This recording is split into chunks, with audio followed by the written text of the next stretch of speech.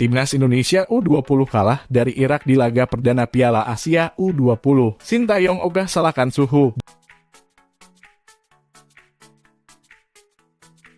Kata-kata pertama STY usai Timnas Indonesia U20 kalah dari Irak.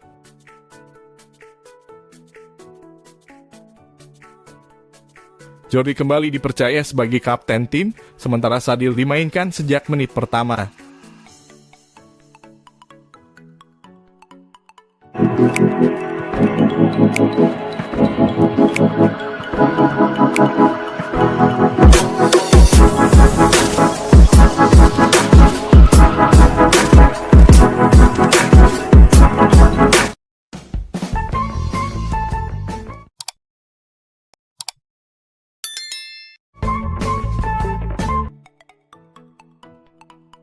Timnas Indonesia U20 kalah dari Irak di laga perdana Piala Asia U20. Sintayong ogah salahkan suhu. Dingin Timnas Indonesia U20 harus rela menelan kekalahan dari Timnas Irak U20 pada laga pembuka Piala Asia U20 dengan skor 0-2.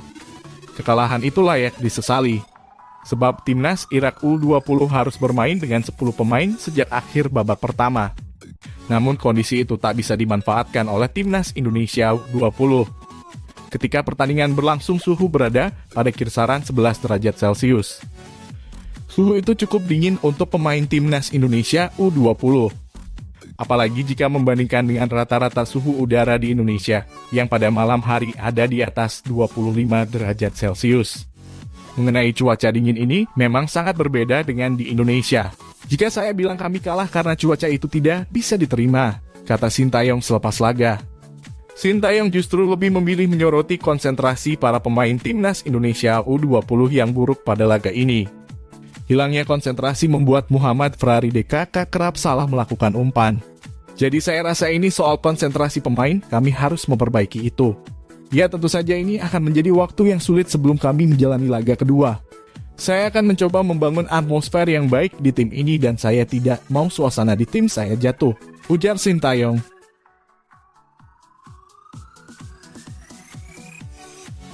Kata-kata pertama STY usai Timnas Indonesia U20 kalah dari Irak. Sintayong menegaskan Timnas Indonesia U20 memiliki ambisi di Piala Asia U20 dan tidak sekadar ikut serta. Sin mengakui kekalahan pada pertandingan pertama membuat langkah anak asuhnya bakal lebih sulit pada laga-laga berikutnya. Wakai keras meraih kemenangan bakal ditunjukkan sejak persiapan menuju pertandingan kedua. Pada turnamen seperti ini, pertandingan pertama sangat penting, maka tentu saja pertandingan-pertandingan berikutnya akan sangat sulit. Tapi kami tidak akan menyerah, kami datang kemari untuk memenangi pertandingan, bukan sekedar berpartisipasi, kata Sin. Tentu saja akan sangat sulit untuk pertandingan kedua. Namun saya harus membawa atmosfer yang bagus ke dalam tim. Saya tidak akan membawa atmosfer buruk ke tim, ujarnya menambahkan. Selanjutnya, Timnas Indonesia U20 bakal berhadapan dengan Suriah. Timnas Indonesia U20 saat ini menjadi juru kunci sementara di klasemen grup A.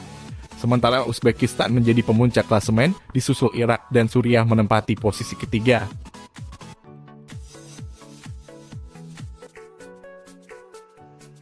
Jordi kembali dipercaya sebagai kapten tim, sementara Sadil dimainkan sejak menit pertama. Dua penggawa Timnas Indonesia Jordi Amat dan Sadil Ramdhani mendapatkan hasil positif bersama klub masing-masing dalam lanjutan Malaysia Super League. Jordi yang kembali dipercaya sebagai kapten tim turut membantu Johor Darul Taksim meraih kemenangan 3-0 atas Kuala Lumpur City FC di Stadion Kuala Lumpur.